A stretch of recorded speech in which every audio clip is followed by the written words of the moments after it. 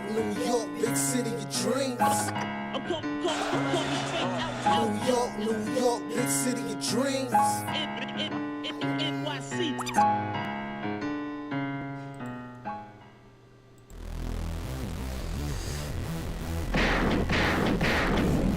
What's going on? This is Jay Ellis from Nick of Time Show here, giving you that Knicks talk just in the nick of time. And you know what time it is, guys. It's time to celebrate a win because the Knicks come back and beat the first place Miami Heat in South Beach, 111-103. And I'm gonna let you know, guys, right now, this is my favorite win of the entire season because how you did it, we did it with the kids, man. We did it with the kids, and we're gonna go through these stats real quick and see how we did it, man. You're looking at the stats. RJ Barrett gives you 18 points and 8 rebounds. Obi Toppin gives you 15 points and 8 rebounds. Alec Burke chips in with 12. But Evan Fournier gives you 7. But Immanuel Quickley comes in the fourth quarter, takes over the game, and gives you 23 points, 2 steals, and 3 assists after being down by 17 points in the fourth quarter. The kids lead the comeback and beat the lowly Miami Heat in the fourth quarter, man. These Knicks are amazing. These kids are amazing, man. The second unit they went on a 24-6 run. 24-6 run, the second unit. 38-15. These Knicks outscore the Miami Heat in the fourth quarter. The bench scored 53 points, outscoring the Miami Heat 53-29, man. Crazy. Easily. I thought my favorite win of the season was the Knicks beating the Hornets, but nope, this is the one. This is the win. This is the win of the season for me. I know people will say, oh yeah, it's the Boston win. Nah, this is the win of the season for me. And you know why it's the win of the season for me? It's because of who played. It's because of who played. The kids played their asses off. I'm sorry, they just did. They just did. And it's funny because if you're watching these kids since Summer League, if you was watching McBride, if you was watching IQ, if you was watching Obi, they had like a little bit of something that made me believe that there was something here, and that something is tenacity. That something is killer instinct. That something is they aren't afraid of the big moments, which is why all season when people are talking about, you know, oh, Quickley isn't this, Obi Toppin is a bust. Even some people was down on McBride recently. Oh, McBride, he's not nothing. He's not the answer. Like, when you watch what we saw in Summer League, if you're watching what's happening in G League, you have to believe that all these kids, all they needed was opportunity. And that's what they got today. And when they got the opportunity, they took out the number 1 team in the East without Julius Randle. Hell, RJ was barely in the game in the fourth quarter. The kids did that. Grimes did that. Sims did that. Even Taj Gibson, old man River Taj Gibson came in and did that. And this is big, guys, for our future. And I'm going to talk about the details of the game in a minute, but this is big for our future because if you're Leon Rose and you're this front office and you're having these arguments with Tom Thibodeau about who to play, who should we trade for, who should we retool with, do we play the veterans, do we move the veterans? If you're having those type of arguments and you watch this game today, I think the front office has the ammo to really shape this team the way they want to and go into the war room. Tom Thibodeau say, we can move Alec Burks now. We can move pieces now and go more towards the future with a more definitive answer that we will be okay if you just teach these kids, if you just let these kids run. And I know it's upsetting because, man, this could have been happening a long time ago, right? You think, well, these guys could have been bringing in minutes, but it's happening now, and I think this is big because the front office is now looking at this right now. It has to be looking at this and saying, we got to move in the young kid direction. Only 8 games left. No Randall, Obi Toppin giving you almost a double-double, 15 points and 8 rebounds. There's a recipe for success without leaning on these vets. We have a bunch of youth here who can carry this team, and it's time, man. It's time to go with the youth movement. I know some people are mad. Oh, we lost the ping pong balls. Screw the ping pong balls. Screw it. I know people want the ping pong balls, but I feel like it's even more important to know that we can take down the top team to the East and do it with 4 kids and 1 veteran. That's saying something. That's building.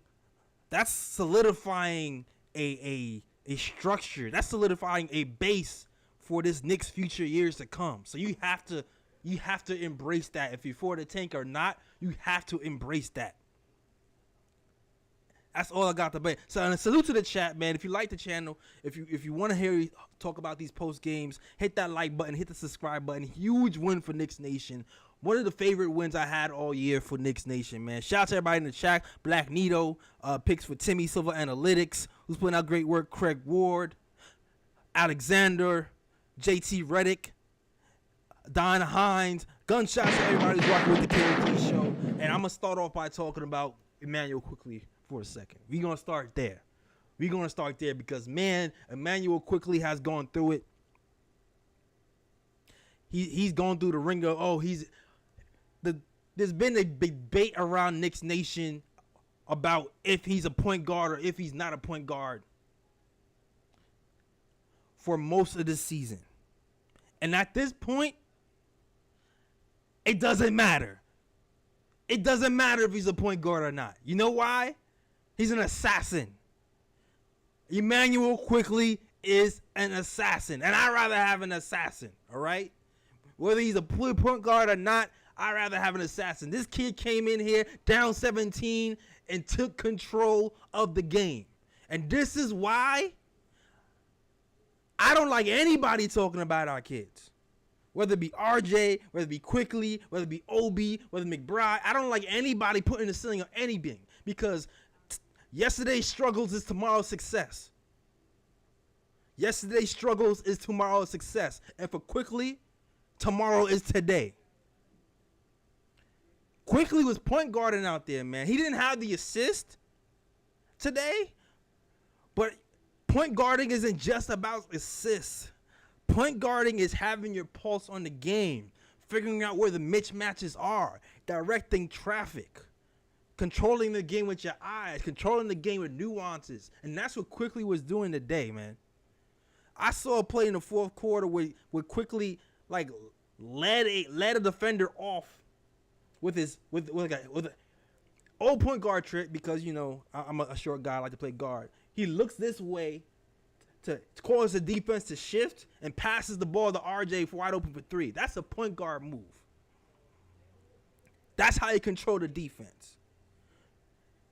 And on top of that, they were trying to double Quickley, but he's too fast to straight out double all the time. He out quick these double teams sometimes. But not only that, it's like he's hunting mismatches for everybody, for Sims and for himself.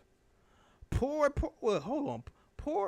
lowly Max, Mr. 31 that he Max Truss. He had a long night for him, man.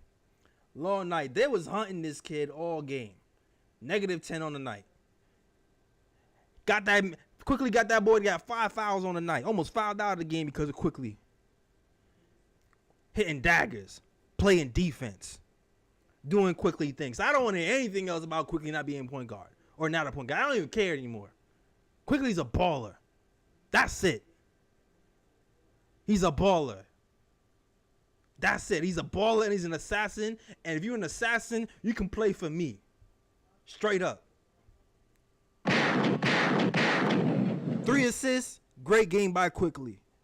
Brought us back in the game. And this is the Quickley I knew he could be, man. This is a guy who can shoot us back into games when he wants to. And he's playing with a joy that he wasn't even playing with before, dog. Like, Quickley is on another level right now, and I'm loving it. I'm loving it. Speaking of another level. Speaking of another level, my guy, Obi Toppin, the son of Duncan's Delight, like I said, Obadiah, once again, like I said before, if you've been covering us, if you've been watching us since Summer League, you already know what I'm about to say. I said this in Summer League. You can check the tapes, check the videotapes, check the YouTubes. Last summer, I said it. Obi is a rhythm player. I started to notice the more he starts to run, the more he goes up and down the court, the more comfortable he gets. What did we see today? We saw Obi, 15 points, 8 rebounds, +5 on the night. Elite motor. Doesn't always play perfect defense, but he's going to rotate. He's going to give you the energy all the time. Leak outs, dunks, but 2 for 4 from three-point line, 50% from three. This is the man people said he can't shoot, and it's a bust. 50% from three. And what did I say the game before? And what did I say the program before? If his shot diet is reversed, if Toppin is going inside out first, he's going to start to hit threes because he hit 40% from three in college. And now he's hitting 50% from three now. And then it was and listen, we even haven't seen a mid-range game from Obi Toppin since Summer League because he haven't even been comfortable enough to go anywhere between the three-point line and the dunk. Now that he's getting time, he attempted his first mid-range shot in I don't know how many games. I don't think he's attempted a mid-range shot since maybe like week 1. And you know why he was attempting it week 1? Because he was going off the momentum of Summer League. He was in rhythm to shoot those type of shots. But you cannot be in rhythm playing 11 to 15 minutes a night and looking over your shoulder because the coach is yanking you for every small mistake. This is the type of production we should be getting from Obi Toppin moving forward. And this is a great sign because yesterday we were going, oh, it's the Hornets. He's going to play well with the Hornets. Miami is one of the top defensive teams in the NBA, and he still gave you 15 points, 8 rebounds, 2 threes, and some athleticism. And you know what? He showed off a couple of nice passes in the short roll too. Although Mitch couldn't catch them, I feel like that's one of those things where if they start to play together more, they'll know to look for those passes from Obi Toppin. But Obi Toppin can pass too. We already seen a lob pass from Obi Toppin to Jericho Sims a few games ago. So don't put no ceilings on my son Obi. Don't do it. I'm not saying he's gonna be an all-star tomorrow. I'm just saying he's a good player. He's a good player, and this is more proof that if we move on from Julius Randle, we can get some production from the power forward spot, and we can get production from all of our other draft picks. Because despite our record, the Knicks have drafted well, and we can lean on the production and lean on the fact that we drafted well. The coach and the front office just has to know this. So shout out to Obi Toppin. Gunshots for Obi Toppin on another great night. And I'm gonna even talk about McBride for a minute, man. I'm gonna even talk about McBride because McBride came in here. McBride came in here and had 5 points. You know, oh, J. Ellis, he had 5 points. Oh, that's nothing. Well, what you mean? Nah, man. No. McBride had 5 points in the thick of the moment. Important points. When the game was on the line. When the Heat were trying to make his comeback, McBride was making big plays. A huge 3. I think it was a pass from Quickley. And a huge steal on Kyle Lowry. He took Kyle Lowry's cookies.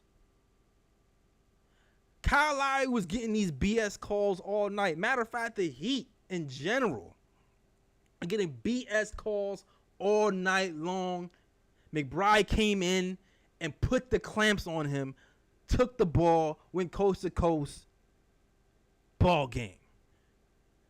And it didn't start off that way too. But I like the progression that's happening with McBride, man. So shout out to McBride Hive. Shout out to Deuce Hive, man. I like the progression because you started to see it in the first half of the game. You started to see McBride start to run a little bit of pick and roll. He pulled up for like a little foul line shot. That's his bread and butter in the G League. That's his bread and butter in Summer League. That's his bread and butter in college. He missed it. But I just like this. I just like the fact that he's starting to get a chance to even kind of run the offense. Right? I like that. There was even a point where he called his own number. He's like, you know what? I see Quickley is trying to draw the mismatch on Max Struss. I'm calling the mismatch on Max Struss. Granted, he missed the 3, but those are the shots that he's making in the G League. Those are the shots he's been making on other levels. So you're starting to see the confidence grow for McBride, even though it didn't all the way bear dividends. But you saw the 9 points from McBride on the Hornets. You saw he hit big shots tonight. You saw him had 4 assists, had that point guard eye, moved the ball. You saw everything you wanted from McBride. Crazy. It's crazy how the McBride Quickley lineup has bared fruit. It's crazy. Crazy that these two together are causing chemistry. Remember this slide, guys? You remember guys? Remember right after? Do you remember right after All-Star break? I had this talk about how Tom Thibodeau still hasn't figured out that McBride and Quickley can play together. And that was our second best lineup so far. Now, I made this slide right at All-Star break. I have not checked the numbers on Deuce McBride and Quickley playing together, but I would have to think that after today's game, these numbers are still looking pretty good. I would have to think that. This second unit in general, McBride, Quickley, Sims, Grimes, all came together and played great games. Man. Played great defense. And salute to Grimes, too, because Grimes is in a slump. He was playing like crap in the first half. Hit some big shots in the second half. And to the point when they brought RJ back in the game, I was a little nervous. I was like, yo, coach, keep Grimes in the game. Like, it's funny because when the Knicks made their comeback and it was the fourth quarter, we was on our run, I had PTSD for a moment. I was like, oh, my God, Coach Cole, timeout. Is he going to bring Randall back in the game? Bruh. But I know Coach was thinking it, too. I know Coach was at one point going, oh, man, timeout. We got the lead. We got to bring Randall back in the game to make sure we – no, he didn't have to do that today. I'm pretty sure he was trying to rub Randall's thigh to get him back in the game just because. I'm pretty sure that's what he was thinking. But it's crazy to think that it took all of this to play the kids. But I'm glad it is. Maybe we could have been further along. Who knows? But I'm not even getting upset about it. I'm not even getting upset about it right now. I'm enjoying this win. I'm just going to enjoy this win. I'm enjoying the Grimes production. I'm growing Obi growing and expanding this game. And I'm hoping this continues in the front office. You better have your eyes on the prize. You better be making some phone calls next season. Because this group is dangerous. And I'm licking my chops. I'm looking at Cam Reddish. Like, when can we get this man implemented? Because we still got some Lions. Shout out to Raw about the Lions, man. We still got some young Lions in the den, ready to pounce. I'm looking at that. Yo, I have so much to talk about this game. I want to talk about RJ Barrett too, because I noticed some bad things about RJ Barrett, but I also noticed some good too. But I also know we got some phone calls to be. I know we got some phone calls here, so I wanna leave some points for the callers, because I can literally break down this game for like another hour by myself because all the things I saw today. But I'm gonna just hit the phone lines and let y'all live. And let y'all get in this, right? Because I have a lot to say. Cause I want to talk about RJ. I want to talk about Mitch. Sims. Man.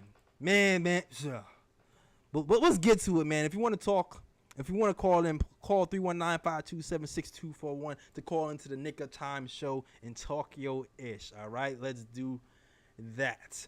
All right, and also, man, if you like the show, please hit the like button, hit the subscribe button. Super chats are always welcome too. It helps keep the lights on, helps pay for the phones, and it just helps us keep this thing going, make this thing go bigger, better, and badder. All right. Shout out to Black Nito. I saw you, my guy. Sends a $5 super chat. Says, I've been saying in the comments, this team is an East Coast version of OKC.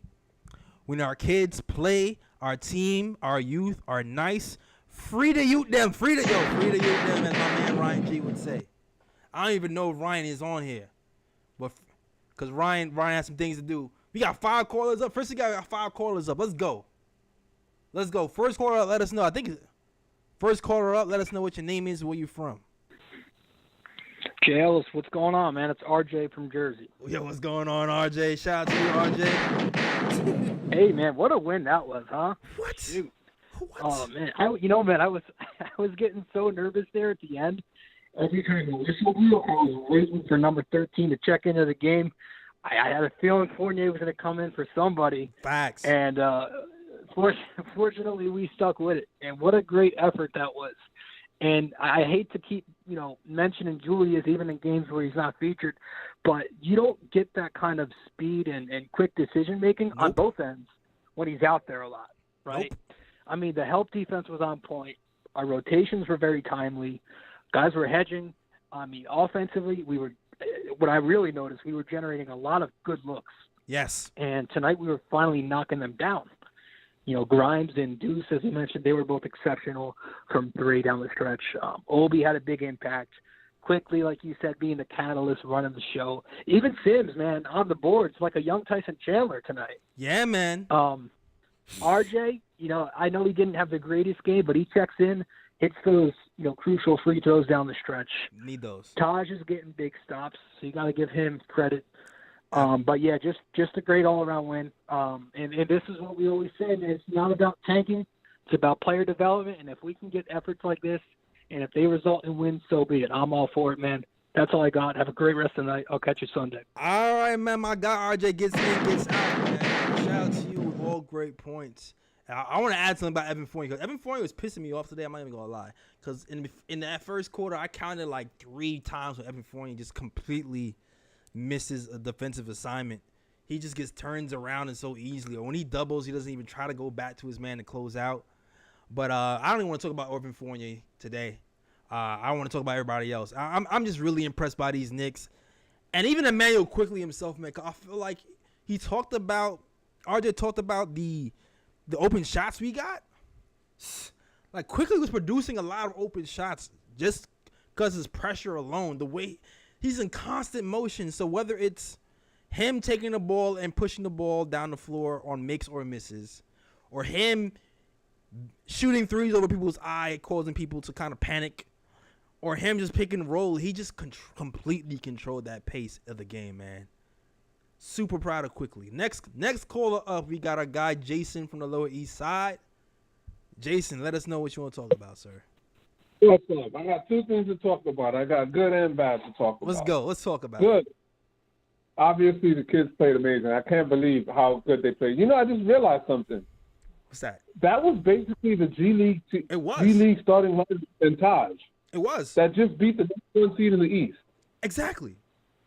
That's crazy. That's the best. This is my favorite win. This is my favorite win of the season. You got beat by the Knicks Summer League team, son. Like, you saw the argument that was going on with the Heat the game before. I already know they throwing chairs at each other now. I already know that. I already know it. My favorite thing is when you got those 3 guards in, one of them does like a pick and roll on one side, and then when they don't got nothing, because they're not super they're not super quick. They swing it to the other side, and then they attack from the other side. They kept doing that. It was just beautiful to see. Exactly. And this is why. This is the same thing was happening in Summer League, dog. The same thing was happening in Summer League. When Deuce McBride and IQ was on the floor together, and even that one game they were together in the Houston game, they were taking turns taking it to the hole and causing havoc. And it's like, it just happens so naturally. Like, the coach really needs to keep a look at those 2 together, to close games, to put them, no matter who's injured or not. Like, they have to play together. Like, they just have to. I have a question. Did you hear the post game? Did you hear Tibbs in his post game? Because this is my negative. Oh, I heard all the BS. I heard. Oh my God, he's got to go. Like, there's no way. Like, people are so delusional. They're like, I hope Tibbs learns. He ain't learning anything. Did you not hear him? He was so defensive. The Knicks just won. The young players play well. Why does he sound pissed in his press conference? He don't even sound happy about his own teammates because they didn't win the way he wants to win. He's not going to change. He needs to get up out of here. And he, you know what the worst thing is? He has no self-reflection. There's no, maybe I was wrong. It's always, no, I'm right. You guys don't know what you're talking about. He gets all defensive like a little kid. Yeah. I heard it was like, this is why I start off the program talking about the front office and not about Tibbs. Because while I was setting up Jason, in my mind, I was thinking maybe Tibbs will learn something. Maybe the front office will learn something. And as I'm setting up, I'm making graphics. I'm getting him to think. I'm hearing him in the background talk about, making excuses like you said. And I'm just like, oh, okay, I can't. Well, Tibbs is a lost cause. I should have known that. You know what's crazy? Like, Berman he barely asked him any questions. Look, I'm mad at Berman. I actually blocked Berman for the stupid thing he said about RJ, the way he was acting with RJ. I might unblock him just because the way he got Tibbs so mad today. What I don't get is Berman doesn't ask him anything. All he did was ask him about the kids. He didn't say all this, oh, why, do you feel bad that you haven't played these guys? He didn't say none of that. Tibbs just went off because he's been reading. He knows how stupid he looks right now. Yeah, man. It doesn't look like... Talking about watch the film. We watched the film. You know how many people on Knicks Twitter watch every game 2 or 3 times and post all about it? Yeah. And none of those people just... I was about to curse. I'm not going to curse. So, yeah. All right, man. That's all I got. All right. Yo, you read my mind. Yo, Jason read my mind, bro. You read my mind because when he said that, he's like, how many guys watched how many guys... He said that in the post game. He's like, yo, how many people in the social media just watch the film and only watch the game one time and see one play and think that's the way it should be? And I'm sitting here going, you really don't know how deep it runs for Knicks fans. Tom Thibodeau. Tom Thibodeau is one of the hardest working coaches in the league, and that's his, he's earned that title because players say that. But he doesn't know that, like, the beat writers for the Knicks are kind of connected to the content creators on Twitter. And the content creators, just like Jason said, watch these games and break down film 3 or 4 times, and then circulate the film, and then look at box scores and plus minuses and pie charts. Like, this is very serious over here.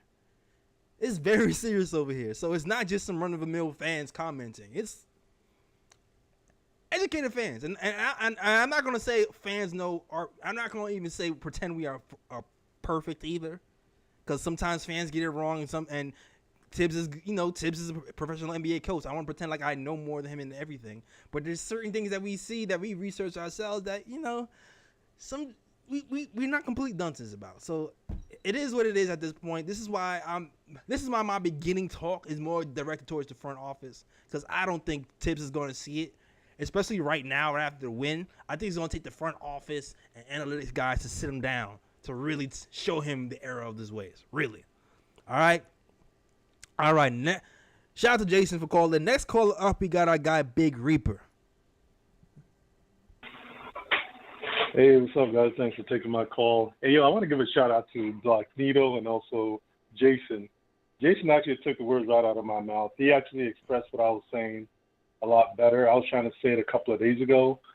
It's like New York City, I don't think people understand. The reason why it's very difficult is like this is the sheer number of the fan base and how rabid they are and how much like you say, these guys, like people are watching this stuff 3-4 times.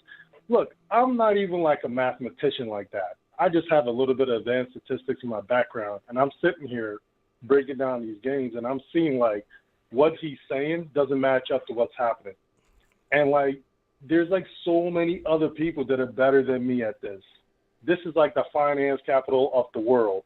It's like, so math is like what these people do, and they watch basketball, and it's just like, I mean, it's just, there's too much information out there, and everyone is talking about it. There's you guys content creators talking about it. There's just way too much information out there, And so, unfortunate for him, yeah, he's got to make the decisions, but afterwards, we get to sit back and like look at all the decisions and look at all the information, and we know you made the wrong decision from what the outcome was, Right. and then everything with all the options that you had. But you know, look, it was, man, it was a really good game, and I'm actually, the fact that they won this, like, you know, it was very impressive. Man. And actually, like, they weren't even as efficient as the Heats were, but they hit more three-pointers and they got more rebound and turned over the Heat. And that's what helped them win the ball game. Mm-hmm. And but the one bad thing I do see about the team, though, the last three games, and it's more the coaching, right? And honestly, it's, to tell you the truth, they just need to not. I'm sorry, but Fournier and Burks. That's where the issue with the defense is in terms of like efficiency. Yeah. Why we're giving up like like the teams are more efficient than we are. He just needs to like bring them off the bench. Right. You might as well just play start McBride and then start Grimes. And that's actually the other thing I was trying to say about Grimes the last time. I wasn't trying to say because he had low confidence, but I'm trying to like kind of like fast forward his progress, like his development, because it's like he's got good confidence and we know he can shoot. We just need to get him comfortable, like putting up a ton of shots. Right. Like, so you can replace Fournier. If you don't get him comfortable putting up a ton of shots, it's going to take longer to replace Fournier, because Fournier, like at the Garden, Fournier goes off at the Garden. Yep. Generally. And maybe like once every 3 games away from the Garden, he'll go off too. And so it makes it seem like Fournier is a better offensive player because he just gives you more production and a little better efficiency at the same time. But Grimes can give you that, but you need to fast forward Grimes. You just got to give him, like, they need to, like, 6 shots. That's not cutting it. 15 minutes for Grimes is not cutting it. Right. They need to fast forward him, because the thing I took away from the last few shows you guys were talking about, I don't know who it was on the show that said Fournier should be coming off the bench. And you guys are right about that. He should be coming off the bench against, like, weaker offensive players, so he's not such a big hole. Yeah. And so in order to do that, you got to start Grimes. And they just need to do it. And, you know, Jason is right about Thibodeau. Like, you look at the numbers, man, it doesn't make any sense what he's doing. Even you just kind of look at basically who has the impact on the games. And then you look at the efficiency numbers, and it's like, you know, he thinks he got the cheat code. Like what Rawls said a few days ago kind of got me thinking. It kind of hit me like a ton of bricks, and a lot of stuff Thibodeau says came rushing back to me. Because when he was saying that, like, power forwards aren't, they're not normally really good offensive players, and so you kind of have an edge with Julius Randle. But then the issue he has is, like, Julius Randle is just not efficient. Yeah, he's not. And so, yeah, Julius Randle might give you 23%, but it's on like 25% shooting. And then what does that really mean, right? Right. And so he thought he had a cheat code with Julius Randle, and that's why he keeps playing him on top of the Julius Randle gives you 8 rebounds. But now we find out we can replace that production in terms of rebound, because the real secret is actually Mitchell Robinson. Yep. With the rebounding. Yep. And so it's just like, there's just so many things that he says that just doesn't make any sense, and you kind of realize that, you know, he's just not right, and he doesn't want to admit he's wrong. Even if you look at a lot of the impact numbers and even the efficiency numbers, that's why, like I've been saying for a long time, like, why is Obi Toppin just as efficient per minute as Julius Randle? It's like, and people just, when you say that, Knicks Nation lose their mind, and like, and how do you like that Obi Toppin off the dribble mid-range jump shot? Did you see that one? Yeah, I talked about it in the beginning of the program. I talked about it in the beginning. You've been here for like every post game in summer league, and you heard me talk about it in summer league, how he gets going, how his jump shot gets going. The more he runs and the more he gets into the flow of the game. Like, I can see it coming, man. Like, I can see it coming. Like, once this kid starts to get minutes, all that is going to be easy for him, man. He just has to get minutes. I agree. I know. I agree. It's like the thing that people don't understand, right, is like they see the fact that he's shooting 52%. They're like, oh, it's all at the rim. And it's like, it doesn't mean anything. That's nonsense. Like now, if you're saying like, oh, he's shooting 52%, is just he's all potential, it means nothing. That's silly, because when you say like it's all potential, that's when you have somebody who's shooting like sub 40%. Right. When you have somebody who's shooting 50% from the field, it's like that's not like, potential. That's like good decision. He doesn't play outside of himself. That's like, that person is going to be good. It's like, and Obi Toppins is like probably the one player on his team, although he's older and he understands his own game better than a lot of us do because he's older than RJ. Like, he's going to give you like 4 games efficient play and maybe 1 or 2 games inefficient play. I agree. And that's what you need. You need 16, 17, and 8 or 17 and 10 of that at like 50+%. That's how you win basketball games. And RJ Barrett is going to be very difficult to key into RJ Barrett. We have him, Mitch, on the floor, and then you got 2 other shooters. Man. I mean, forget it. I mean, like, they're going to be good. At this point, I want to see more IQ next to RJ, man. At this point, I want to see IQ. Okay, I agree with you. I wasn't trying to say McBride should start over IQ. I mean, like, whoever is better wins. Whoever is better obviously needs to get the spot. And obviously right now, IQ is, like, out of his mind. And then low-key, like, aside from the last game, he's been the biggest impact player, like, I think over the last week. Absolutely. So, like, all the games is, like, it's crazy. But I'm sorry. You go ahead. Now, I'm just saying because, like, and RJ's had a great run. He's been averaging 30 points a game. But it's like when he's been having problems with double teams as of late. Today he faced a top NBA defense and had 5 turnovers. Had some good reads though. But because he doesn't have like the speed that IQ does, like IQ can almost outrun a lot of double teams sometimes and put more pressure on him with his movement.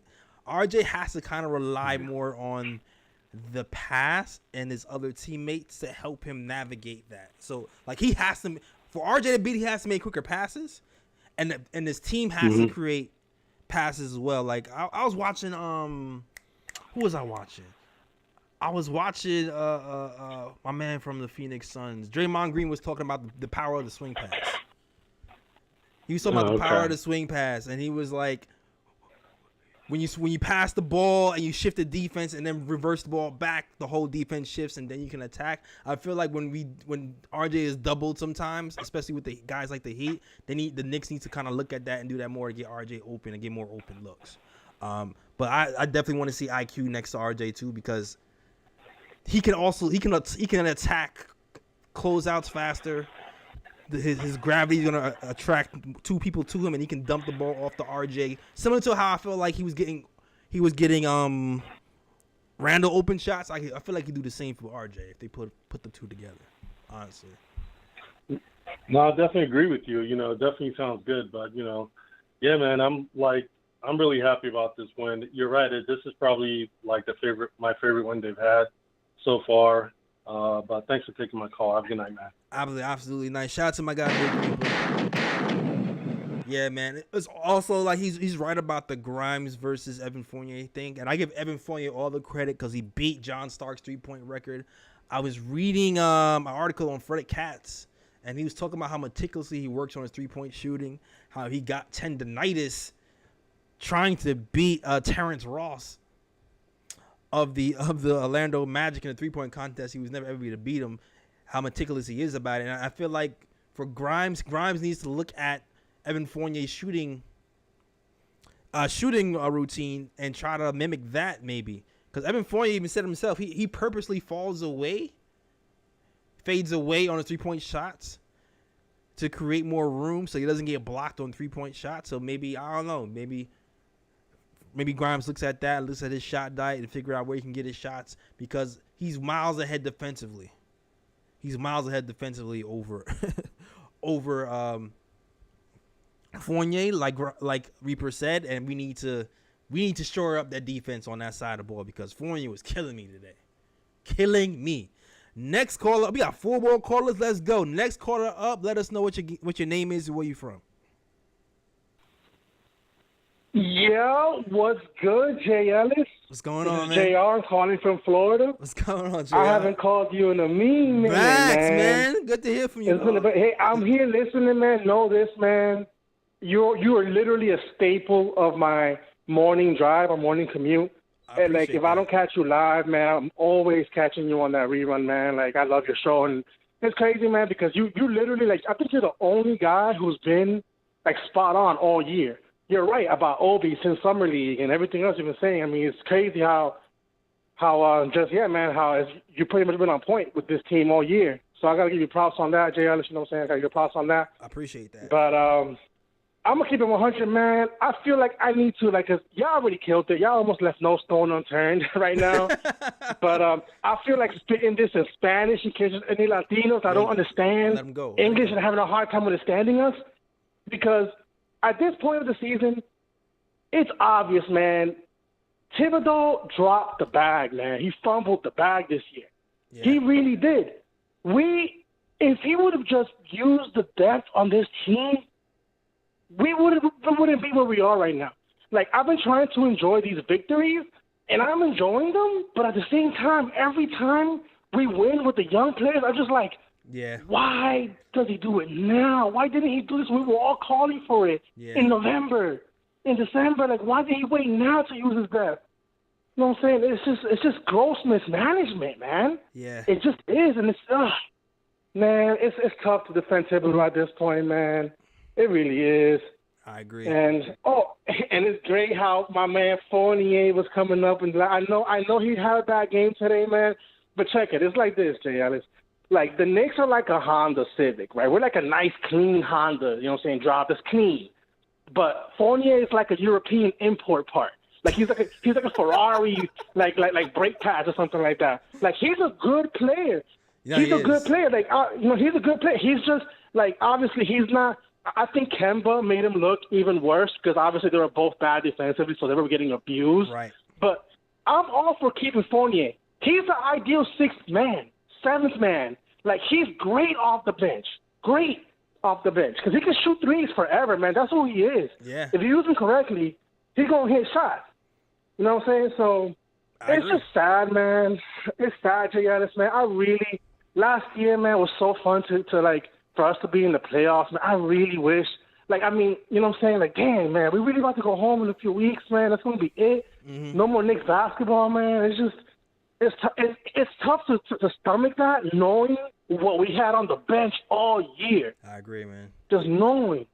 You know what I'm saying? So, man, It's crazy, man. It's rough. That's why I'm looking at the front office like, hey, guys. Hey, you know what to do. And that's the truth. I don't know if you remember this, but I called out the front office maybe prematurely, and I kind of it's stupid now, but I called it out really early. I was like, yo, the front office, I'm looking at Leon right now. I said that a long time ago. I'm looking at Leon because I don't know. Like, I'll be completely honest. I respect Tibbs. I think Tibbs makes mistakes, and even though I just said this and he cost us this season, I don't know if it's him just being stubborn or if it's just the front office and he's just taking the bullets for them. Because obviously, how do you bench Kemba with with his, you know what I'm saying, his stature in the league, everything you're paying Fournier, you know, he's like maybe the front office like had him handcuffed. I'm trying to give him the benefit of the doubt. Right. I don't even know. You know what I'm saying? It's one of those things where I feel like the Kemba situation, right? Defensively, Kemba and Fournier together is just bad news. Like, and that's on the front office. But where I feel like Tom Thibodeau's fault is he still, to me, didn't play the Kemba strengths. Like, Kemba is a pick and roll guard. So I still feel like he could have went to a pick and roll with Kemba a lot more than he did this season and utilized him in that way. Like, because even now, I looked at pick and roll numbers like 2 days ago. And I'm looking at the pick and roll numbers, and the highest, and Kemba is like, has some crazy percentile, like 80th percentile or something crazy like that in pick and rolls, even this season. So it's like, it's I find blaming both for different reasons. That's how I'll say that. I feel you, man. I'm on board with what you're saying here, man. And honestly, man, I really feel like any Knicks coach that we've had in the last 20 years, maybe with the exception of Larry Brown, would have done more with this roster. That's including that fraud Fizdale. That's including him. I didn't go that far. I'm gonna jump off. No parachute. This is why I really believe that Thibodeau or whoever's decision it was to not use the depth on this team cost us the year. And now Randall's gotta go. Yeah. There's like Randall has to go. You have to trade Randall. You know what I'm saying? He just has to go. Because what's happening with Obi is it's disgusting. He is a talented player. What he's been giving us now is I guarantee you, if he would have been playing more minutes like he should have, he would be way further along right now. And he's not like Randall. He's not gonna dribble, fade away. Nah. Obi, you run pick and roll, he may take one dribble and go up in the sky. Well, only he can go. I get it. And it's just sad, man. So, like, now you got to get rid of Randall. I swear I'm calling OKC and seeing if Pokemon's available. Let's go. Give me Pokemon. Give me I'll take Pokemon. Pokemon right now. Yo, if you're watching this video right now, subscribe, like, support my man Jay Ellis because you know he's always here. Rain, shine, he's always here. Salute to the squad, salute to the team. Y'all already know. Much love to y'all, man. I'm always here listening. Even when I'm not calling, I'm always listening, man. Much love to you, Jay Ellis. I appreciate you, man. Shout out to my guy. All right, my boy. Yo, I'm dying because he gave me the Pokemon reference. That's how this is how you know he's been listening for a while. This is how you know he's been listening for a while. He's been listening to every episode because I haven't even used the Pokemon nickname in like 70 episodes. I even haven't used the Pokemon nickname in 70 episodes, and he pulled that out of nowhere. For guys who don't know, Pokemon is the tall Pokachevsky, the shooter, the tall shooter from OKC. So shout out to you for being a real KOT head for pulling out that one. All right, man. Man, I gotta love that. That made me smile. Next caller up. Let us know what your name is and where you from, man. Say Ellis. What's going on? Hey, yo. We got one, baby. You got one. We got one. With the young boy. The young ones. Man, you know what? I thought the Heat was going to get us, and I just wanted to see a good game. I just wanted to see our young boys get some time, and I would have been happy with that. But we actually got one. They got busy. Yeah, we did, I got to see my guy. I got to see my guy Deuce in the game. I got to see him hit that three in clutch time. Shout out to Raw. No, Raw was smiling. I already know Raw was going nuts. You know what I'm saying? I immediately thought about Uncle Raw when he hit that shot, man. You know what I mean? And I know he's gonna have some heat for Tibbs when he do his recap. You know what I mean? We could have been doing this all year. We could have been doing this all year, man. That's a fact. You know what I'm saying? So, man, I wish Raw was here today, man. I wish Raw was able to do Friday shows. Oh man, this would have been fun. But go ahead. Sorry, keep going. Absolutely. Hey, man, in the words of the great Nasir Jones, I'm going to paraphrase my guy. I'm going to keep this moving. You know what I'm saying? I smiled tonight like a proud fan. Let's go. Watching these young boys that made it. You know what I mean? And, yeah. That's it. I'm up right now. We up, That's man. all I got to say, man. We up and stuck, buddy. That's what's up, man. Salute to you, man. Up and be stuck. No one could take my joy today, man. Nobody could take my joy. The Heat just lost to the Knicks Summer League team and Taj Gibson. They just lost to the Knicks Summer League team and Taj Gibson. Like, don't talk to me about no bad news today. I don't care. All bad news is good news to me today. All right. I already know Eric Spoelstra, Udonis Haslem, and Jimmy Butler are like fist fighting in the sand right now in South Beach. I already know the fisticuffs are coming. And this will make this win even more impressive because they were pissed the game before, so you already knew the Heat was coming in here with their guard up, trying to get the win, trying to take their heads off. And the fact that we walked out there with a win, and it was our young boys barking up the tree, taking the hearts, taking the soul out the Heat, that's big. The last two wins, the fact that these last two teams both are playing for something. And we got the win with the kids. Big deal. Big deal. Next caller up. Let us know what your name is, where you're from, what we're going to talk about. Yo, what's good, JL? This is Alex. What's going on, Alex? Is my Alex? What's good, bro? Yeah. That's Yo, what up, art Alex? department, we could say. Yes, sir, what up? Yo, I just want to say, I mean, it's that we got the McBride, we got Deuce Hive, whatever. We got all these hives. I'm here for the fucking. Oh, I'm sorry. I'm here for the hive mind. I'm sorry, JL. It's all good. It's all good.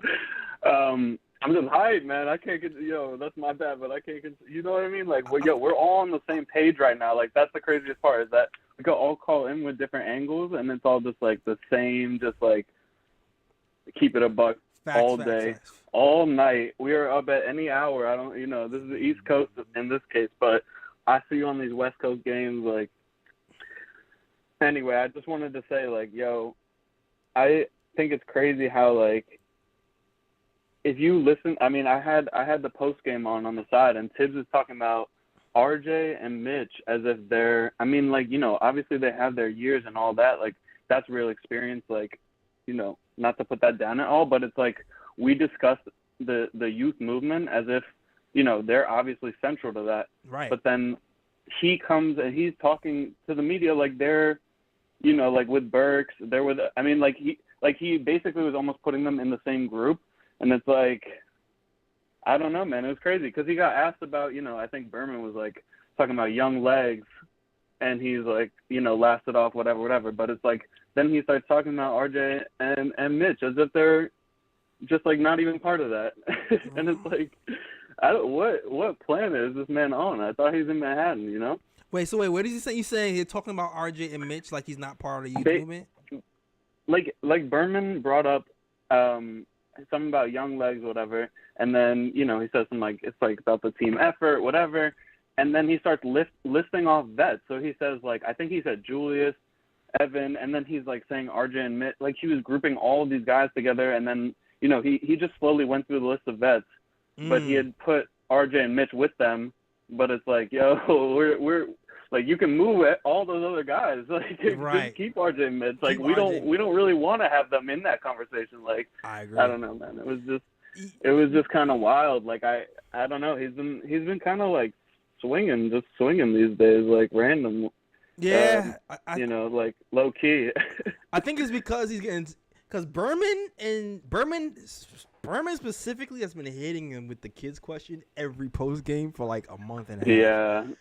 Yeah, but that goes back though to obviously what a lot of these calls and how you've been discussing how it's all this sort of ecosystem of like content creation as well as I don't know, it's like if we're curious, they're curious, and so on. Like it just like bounces around. But exactly. The one last thing, because I wanna keep it moving for you. Obviously, I'm not trying to like take over, but I just wanted to call this out because I remember midway through the third quarter, Clyde and Mike Breen were both like talking like, like the ball will always move better when you don't have in your main guy, kind of like in reference to Julius obviously being out as we've discussed, but. I didn't get that, man, because the thing was like it's like all love to Melo, like I got nothing but love for Melo, but at the end of the day, like if we didn't have J Kidd, like there's just like all these other factors where it's like Melo never really fully like put us on some extra level, and that's like so be it. Right. But they're talking about it as if it was like a positive thing of like, oh, but when you have Melo in, obviously your assists are going to be down. It's like, no, we're trying to play team ball. Like, why? Oh, yeah. Like, why are we putting them up as if it's like, oh, well, we're missing Julius, so of course they're going to move the ball. It's like, isn't that the goal to just be moved? Like, that's just good basketball on just the most principal level. Like, yeah, I don't know. I'm like, obviously Clyde's the god. Like. Nothing against him, but I feel like he's trying to play like the company man role. I mean, you know what? I'm not gonna say that's fair. Because Clyde's been pretty. That's fair. I mean, because Clyde all season has been pointing out how bad our ball movement have been. He's been pointing out how we're in the lower echelon in the league in assist. He knows what's up. He honestly knows that, so you know it has to be better. And he's online too. He's like online. Exactly. So I know he knows what's They'll up. be calling out tweets and stuff. And shout out to Clyde So Fly, by the way, just randomly. But absolutely. They'll do that. Like they know what's good. So Exactly. Yeah. So but, all right, man. Appreciate the time and all that, obviously. All right, man. Appreciate you. Shout out to my guy Alex. If you didn't know, Alex he's helping me out with some of the graphics sometimes. So like this OB topping graphic, he helped me make that. So this morning. So and also he's been helping me a little bit with the IG graphics, like the cool new IG graphics where it's like the two-tone colors. Yeah, that's Alex. So shout out to my guy Alex. And hopefully we'll be revealing some other work soon, Alex, once we get that project off the ground. So stay tuned for that. Hopefully that comes out soon. All right. Shout out to my guy Alex. Next caller up. Let us know what your name is and where you're from and what do you want to talk about. Yeah. What up? You know I had to call it. You already know. I already know. You know I had to call him after this game. You know I had to call him after this game. Absolutely. Look, let me explain why this game was so important. Let me explain. Do you think? The fact that we said we not Knicks for clicks after this one, because you know the story would have been spinning that, of course, the Heat bounced back after two tough losses. They got it together to beat the Knicks. Nah, we ain't here for that. Nope. We ain't here for that. Not only did we win, we came back and we beat them with the youth. We beat them with our G League team, and I don't even want to say that because these guys could ball. It's not like they're a bunch of scrubs. Exactly. I'm not here for none of that. I'm not going to even entertain none of the negative, the buffoonery, all of that stuff. Nah. Tibbs is Tibbs, Tibbs be Tibbin'. But right now we talking about the youth them. We talking about the youth them. Let's go. Look, this was a good look. Me and Reaper was chopping up on Twitter I think like 2 games ago, and Grimes was, we was concerned about Grimes because he just looked like he was nursing a knee, like he looked like he wasn't confident. Grimes said he must have read it, said, nah, I'm good. Good. Pass me the ball. I'm scoring. Facts. Pass me the ball, I'm scoring. McBride, he heard you. Say, be confident. Bet, Jales, I got you. Wow. Hold that. Look, this was a great game. It was because it was against the Heat, especially one of the tough teams in the East. Mm-hmm. And we were in their house. I don't even know when was the last time we beat them in their house, and we did. Man, they owned it for so long. I don't even know. Exactly. Dog. I didn't even count this as a win in my head. I was like, all right, Heat, most likely a loss. Cool, whatever. It is what it is. It's the kids, the end of the season, whatever. I'm win, lose, or draw. I just want to put up a fight. I want to see RJ put up my numbers, and that's it. We won. Yeah, that's the way I felt. Yeah, we won. We took that W. You know they're crying in the car. You know it. After they done fighting, they're going to be crying in the car. Absolutely. Yes. Man, you know what's crazy, too? I was watching something on YouTube, and I was watching, I clicked the Heat fight because that was the thing that was going on. And some ESPN guys was talking about the Heat fight. And then it was like, the Heat, this fight is going to make them better. And you know what? They play the Nets on Saturday, so the Nets better, so the Nets probably going to have to get their best punch. And I'm sitting here listening to them talking about it. I'm going, wait a minute, the Knicks game is Friday. They just skipped over us and talked straight to about the Knicks like the Knicks win was a foregone conclusion. And then we come into Miami and whoop that ass. Gotta love it, man. Gotta love it. Yo, shout out to JT, man. Thanks for calling in. Okay, all right. And yo, I'm gonna just let you guys know, if you like the show so far, please hit the like button. Please hit the subscribe button. And listen, we here after every game. I'm here after every game, win, lose, or draw, talking Knicks basketball. We had a guy. We had Misha. Oh, the call dropped. Okay, the caller dropped. All right, well. Oh, Misha's back. All right, cool. Misha is back. The only other person I really want to talk about was Mitchell Robinson. I think I talked my stuff. Taj Gibson is hitting corner threes now. Yo, I think I heard some weird stat where Taj Gibson, let me see if I can look up the cleaning the glass stat. It's shooting 50% from 3. I'm about to look up the stats right now from cleaning the glass. But while I'm looking that up, Misha, let us know where you from and what do you want to talk about? I'm from Brooklyn, chilling out here in Georgia, watching the game. Okay. Man, Let's go. I'm happy right now. Let's go. That's right. I'm so happy. Oh, my God. I'm so happy. I know. I can't. Thank you for taking my call first, though. Absolutely. And I love your show. I watch it all the time. You keep it real. You keep it 100, and that's what I love about your show. I appreciate it, man. I mean, listen, I appreciate any woman who's gonna call into the show because you were the second woman to call into the show. So good shots for you. Bring more, all right? I had to represent. To. I'm serious. To. Let me tell you something. I'm just get this out real quick so you can go ahead and do your thing because you're doing a great job. Thank you. Appreciate it. These kids, they all got talent. Absolutely. When I tell you they blend well together. Listen. And they got talent. The chemistry is off the chain. Facts. And I think the organization is slowing these kids down because they don't want their stops to go up too fast. I think they're riding them slow. That's what I think. I don't think that they don't want to play them. Yes, they want to play them, but I think they know what they got. And I think they're trying to move them slowly. That's what I think is going on. At the same time, Tibbs is a knucklehead. He needs to play these kids. Definitely does. Definitely does, man. Tell that man play them kids. Why does kids say children? I don't get it. But go ahead, keep going. Keep cooking. Yeah, he needs to play these kids because Sims is a beast. And having Taj out there with him is a great idea because Taj helped him play defense and Obi helps him play defense. They play together. And I really appreciate, him letting Sims play because Sims knows how to play. He knows how to shoot. I watched them over the summer during the summer league, and that team during the summer league was a beast. And that's who beat the Miami Heat tonight. And I am so excited about our future. That's all I got to say. I agree with you. All right, yo, shout out to Georgia in the building, the Georgia Peach, Misha calling in for the show, holding it down for the ladies. Thank you for calling in. He says, Tibbs is holding the kids back. Kids is holding.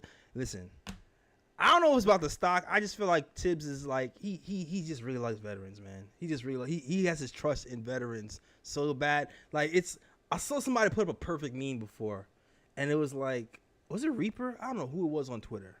I wish I remember. But it was a picture of Linus with a blanket. And next to Linus, it said Tibbs. And next to the blanket, it said veterans. The blanket is Tibbs' security blanket. The veterans are Tibbs' security blanket. And I'm not sure he's ready to really let that go. You know what I mean? Because in all honesty, if the kids are better, it's going to help this organization that much more because we look better if the kids are better with the veterans. And that means there's more value within the organization. That means more people be attracted to coming here. That also means bigger stars. When the bigger stars are disgruntled, they'll want to point to the Knicks as a destination because we have more talent here. So they have every incentive to have them here and have them be good. But I just Tibbs just be tipping, man. He just stuck in his ways. And not to say that Tibbs is a bad coach. Ryan G said it best. Tibbs is a good coach, but he might not be the best coach for this team in particular because I feel like he might be more comfortable just coaching a bunch of veterans. And the thing is with Tibbs, I think he's perfect for teaching the kids habits. He's perfect for teaching them the correct way to play defense. He's perfect for teaching them how to fight and teaching them the fundamentals and how to build things from the ground up. He's good for that. But confidence building, minutes building, seeing the bigger picture, offensive continuity, those are the things that Tibbs has to advance on, and that's why I feel like a lot of people want him to go. But salute to you, Misha, and thank you for calling in. Woo, what a great show. I had so much fun. So much fun, man. And shout out to Mitchell Robinson. And shout out to Mitchell Robinson, who was a game time decision today. And came in and gave us, 7 offensive rebounds.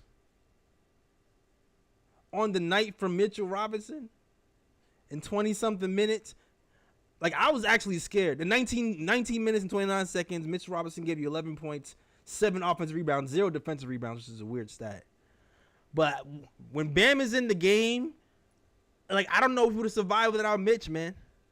Mitch is because Bam has taken Mitch to school the first subsequent years, but this year Mitch has gotten a lot better, and he was killing them on the offensive rebounds to the point where they didn't know what to do with this kid. Like, they really didn't. So when people are talking about, Mitch can't play well against big centers, he's done well against Bam. He's done well against the dude from the Hawks, Capella. He's done well against a bunch of centers. Now, he still gets killed by Jokic, but Mitch is still a good guy. He's still a good center, man. And he's still young, and there's more ways for him to go. I'm going to wrap it up, man. I'm going to wrap this show up. Thank you guys for rocking with me. Shout out to Picks for Timmy. Did I hear somebody on the line, or am I bugging? But shout out to you guys knocking. Shout out to Nick Yak. Shout out to Picks for Timmy. Shout out for Don Hines. Shout out to Prezi the Boss. Shout out to the people in the chat. Emmett and Morris. Alexander, Be Civilized, Joseph Ross. Everybody's rocking with the KOT show, man. Salute to you guys. That is our show. I'm going to just tell you right now where to follow us on social media, all right? Follow us. Listen, go on and follow us on Twitter at the KOT show. You can follow us on Instagram at the Nick of Time show as well. You can also follow us on Facebook. Check out that last article on nickoftimeshow.com by my guy Ken. Also, listen to us on all podcasts, SoundCloud, iTunes, Google Play, Stitcher. Also, if you want your KOT snapback, you can get it in blue and orange and black. Get it in blue and orange and black and white at nickoftimeshow.com/catalog. I'm sure my man Fritz, the best mind in the game, is putting all that information up in the chat. All right?